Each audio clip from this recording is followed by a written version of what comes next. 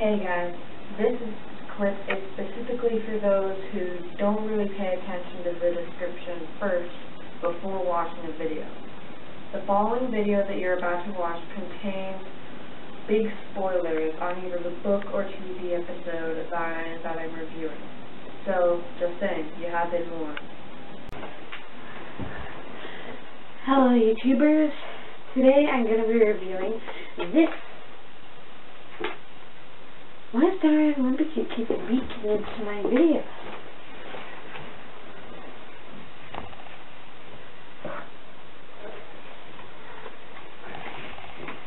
Cut. Okay, let's try that again.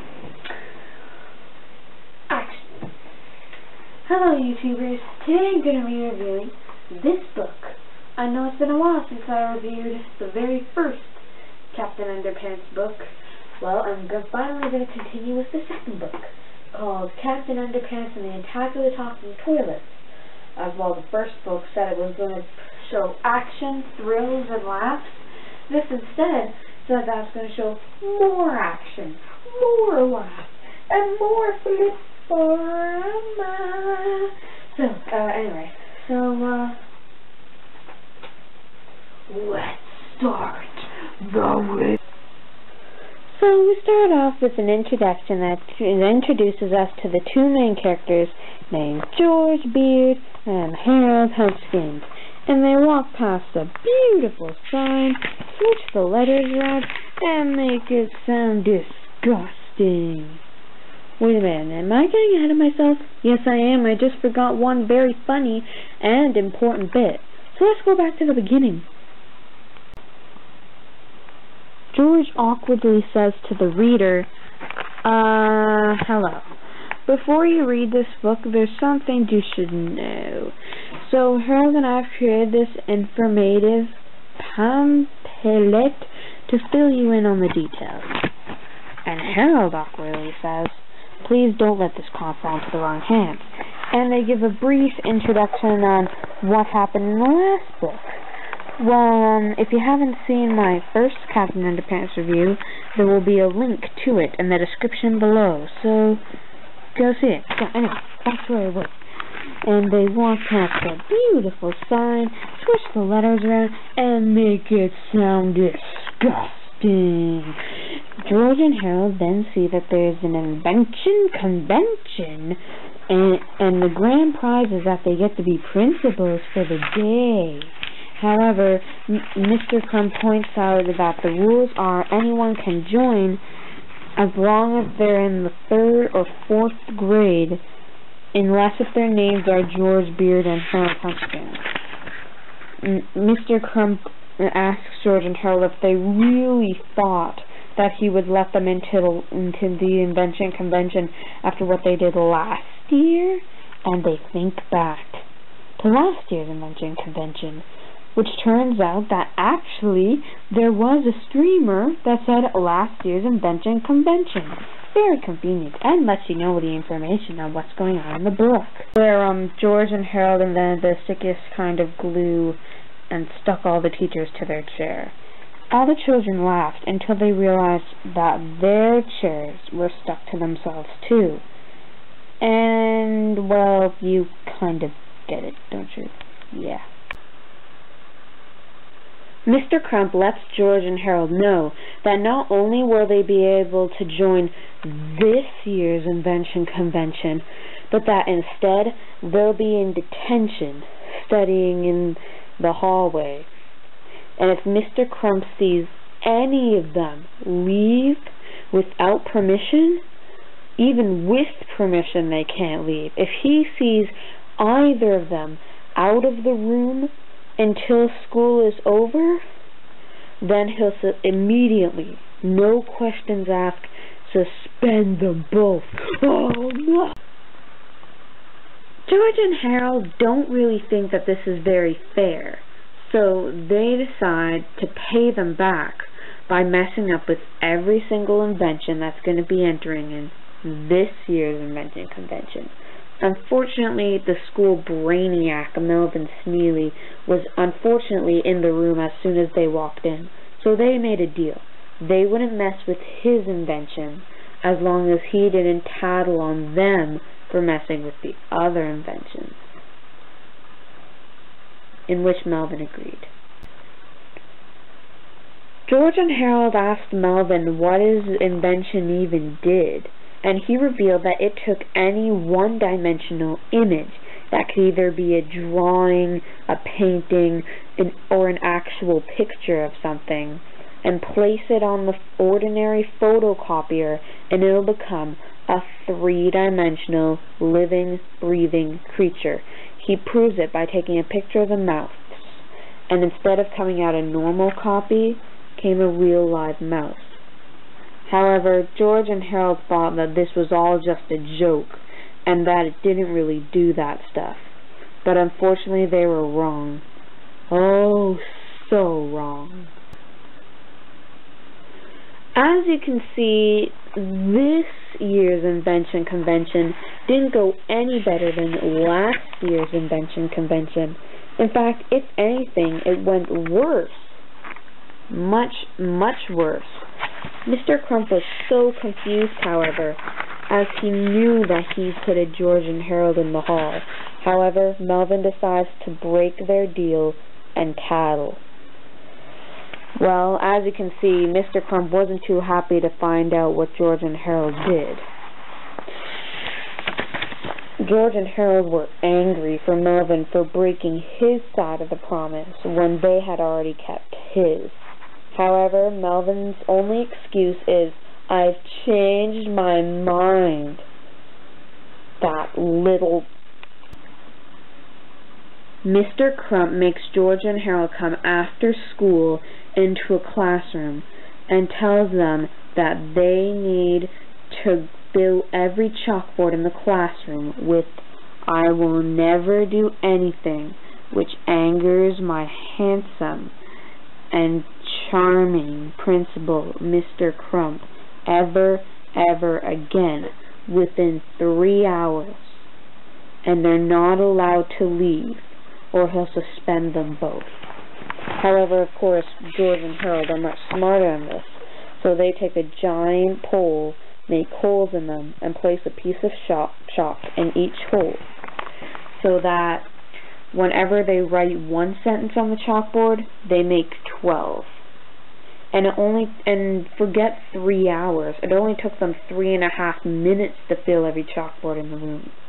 However, Mr. Crump specifically said that they couldn't leave the room until their 3 hours of doing nothing is over. So George and Harold decided to pass the time by making a new comic book, Captain Underpants and the Attack of the Talking Toilets. Did that title sound familiar, or is it just me? George and Harold try to sneak out and run copies of their new comic off the photocopier so that they can sell it on the playground tomorrow. But unfortunately, the only room with the photocopier is filled with teachers, and they know that they can't be seen by anyone. But then all of a sudden they remember something: Melvin's photocopier. However, they're not quite sure if this is okay, as what if Melvin's machine actually works and actually turns anything into living, breathing, three-dimensional objects. Though they decided that just to accept it. It was all just a joke. Think about it. What other crazy stuff might have happened? Other than a principal being hypnotized into being the world's greatest superhero. And a bunch of robots attacking. And there being a criminal dressed in a diaper. But anyway, they decided to just call it a joke and use the only photocopier left.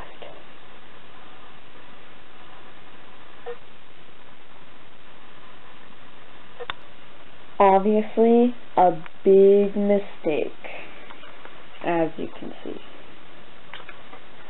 So George and Harold rush out of the gym, only to be spotted by Mr. Crump, who suspends them. The teachers try to throw a party in the gym, which is where the talking toilets are attacking. George and Harold try to stop them, but it's too late, and the gym teacher gets eaten by a talking toilet. Now, if you remember from my last review, whenever Mr. Crump hears the sound of fingers snapping, he'll turn back into Captain Underpants. and if he ever gets water poured on his head, he turns back into Mr. Crump. Well, Miss Ribble snapped her fingers to try and chase the toilets away. Unfortunately, it was no hope. All the teachers ran except for Mr. Crump, George, and Harold. Well, of course, as you can see, Mr. Crump wasn't Mr. Crump anymore. He was, well, you know who, don't you? Captain Underpants, however, doesn't seem to notice that one moment he was having water poured on his head by a giant vase, and the next moment he's in front of these two. He just picks up right where he left off and goes to defend the world. The bad news is now Mr. Crump is officially Captain Underpants.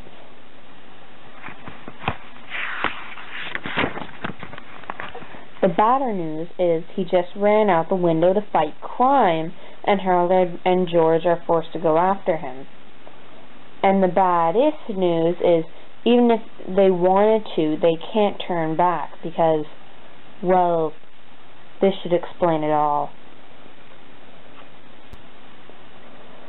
George and Harold chase Captain Underpants all around town as he goes around collecting underwear. By the time he returns to the school, Miss Ribble comes flying out of the school, claiming that the talking toilets have officially ate every single teacher in the entire school, except for Mr. Crump, of course, who is now Captain Underpants, and her. Captain Underpants tries to defend this young lady with the proud saying of, "Don't worry, ma'am, I won't let them eat you up," right before a toilet eats her up. Heh. Oops. So Captain Underpants tries to fly underwear into the talking toilets, but they seem to think that's delicious. In fact, it only seems to make the problem worse, as it makes the talking toilets become hungrier, and hungrier, and hungrier. And, well, you get the picture. George and Harold need to find something disgusting, something revolting, something not even a Godzilla or, well, a talking toilet would want to eat. And they find out with one simple resolvement, and I'm sure that you'll all agree with me on this one: cafeteria food. So they find tomorrow's lunch and get ready for action. Harold fetches a cart. George on the cart with the cafeteria food and the scooper. Meanwhile, Captain Underpants is sitting on the other end of the cart, holding a pair of underwear around his arms like a slingshot so that George can stretch it back, scoop a bunch of cafeteria food and place it into the underwear so that will go flying right into the mouths of the talking toilets. It seems like a great decision.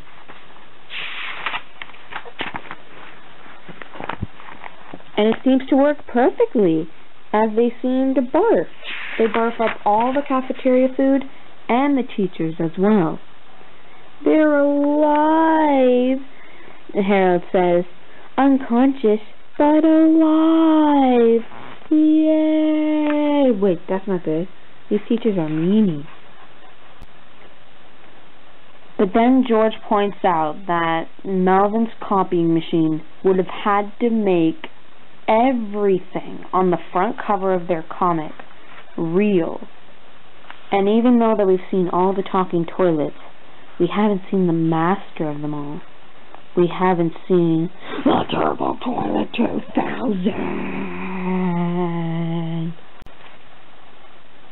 But Captain Underpants claims that he can defeat the Turbo Toilet 2000, and George and Harold don't have to worry. So Captain Underpants leaps into the air and gets ready to tackle the Turbo Toilet 2000, which leads to the Extremely Graphic Violence Chapter Part 1. If you remember from my last review, this is a section in the book where if you flap the page back and forth very quickly, it'll seem that it actually moves in a sort of way.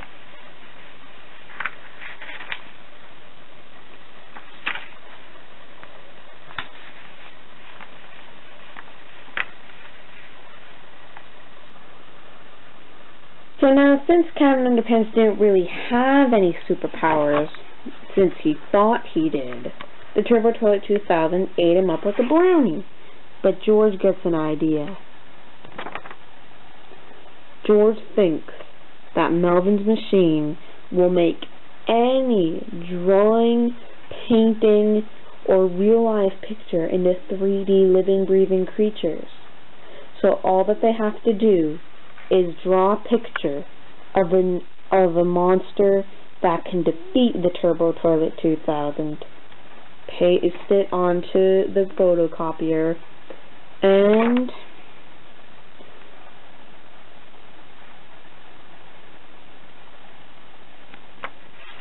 it works. George and Harold tells the robot to go defeat that Turbo Toilet 2000 thingamajiggy, which leads to the extremely graphic violence chapter part 2. Dun dun dun dun dun dun dun dun dun dun dun dun dun. Dun dun dun dun dun dun dun dun dun dun dun dun dun. Dun dun dun dun dun dun dun. Dun dun dun dun dun dun dun dun dun dun dun dun dun dun dun dun dun dun dun dun.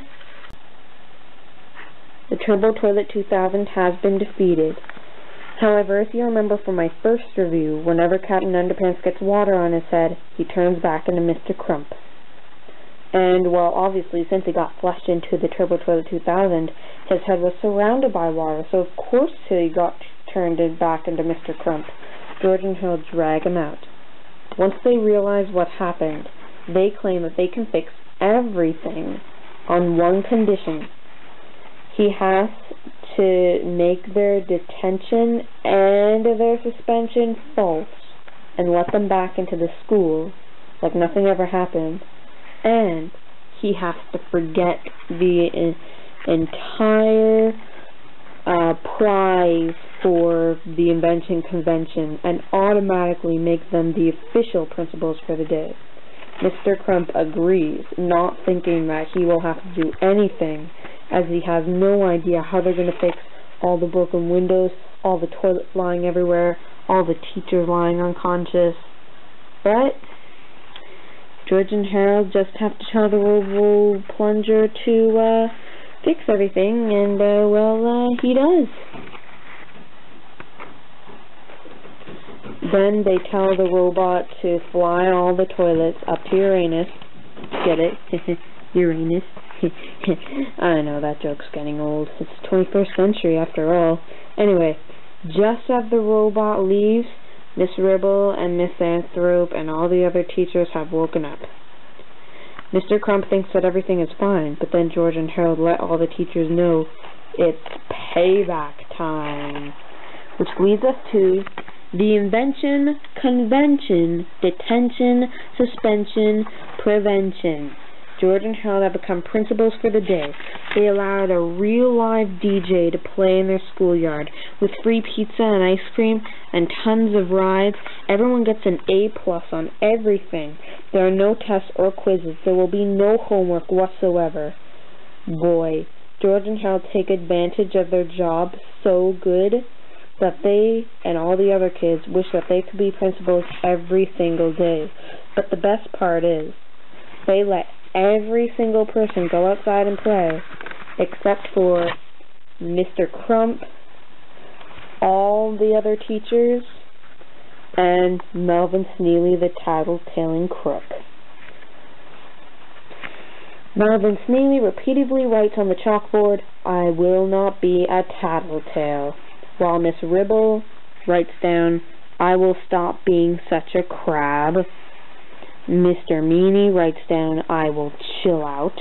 Miss Anthrope writes down, "I will get a life."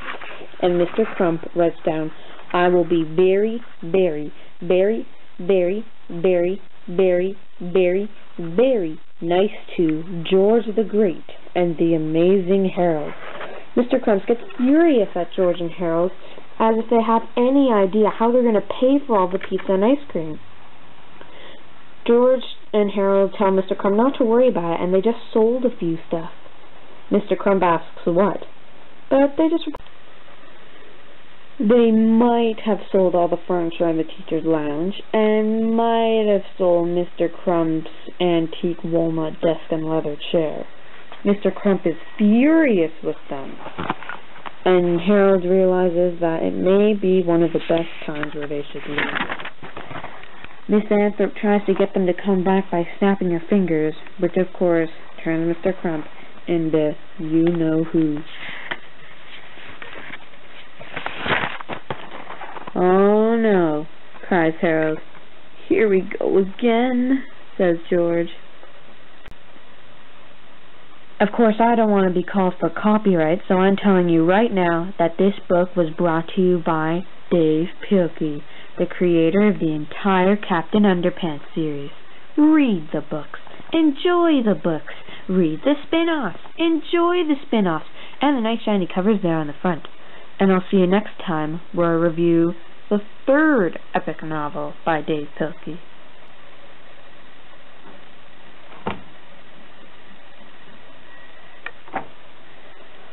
Captain Underpants and the invasion of the incredibly annoying cafeteria ladies from outer space and the subsequent assault of the equally evil lunchroom zombie nerds. I'll see you there.